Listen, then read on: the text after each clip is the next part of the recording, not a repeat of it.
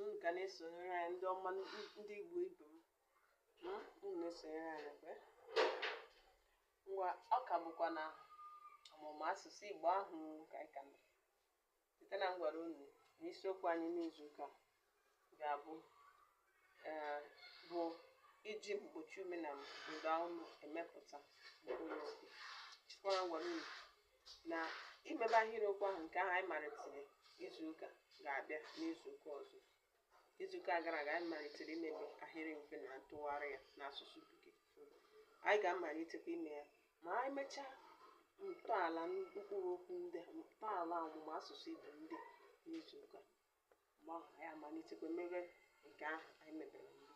Ngwa ọ ka bụkwa na imebe mkpụrụ okwu ndị a ka anyị ka iji mgbochi ume site na mgbe ahụ anyị malitere asụsụ Igbo ahụ na ngwara unu na mgbochi ume dị 28, ụda ume dịkwa 8.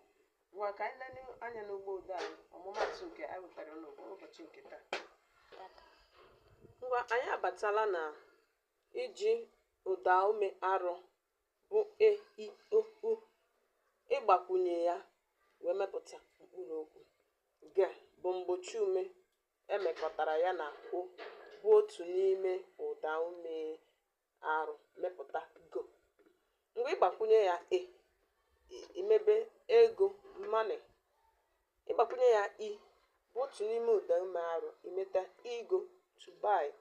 Ịgbakwunye ya o ogo height height. Ịgbakwunye ya u imeta ugo bụ enyi nnụnụ ugo enyi nnụnụ is a bird. Nwere ọmụmatụ nke abụọ na me mgbochi ume ụda ume mana ọ bụ ụda ume arụ. Cheta na ngwara unu mgbe a na-ekere ụda ume ụzọ abụọ, ụda ume mfe, ụda mfe na ụda arụ ndị na-esi ike na-enwe ike na mkpọpụta ha. Ịgbakwunye ya eme to do something eme. Ịgbakwunye ya ime ma ọ bụ ime pregnancy. Ịgbakwunye ya ome. Ịgbakwunyekwana ya inweta ume breath ume breath. Dịrị gabazi dịrị gabazi pụtara na ọ dị ọtụtụ ọmụmatụ ndị ọzọ anyị nwekwara ike imebere onwe. Ke ihe ị nwere ike imere m dịka onye Igbo anyị mara ndị Igbo bụ ndị na-ekwere anya kwesịrị na omenala anyị ike.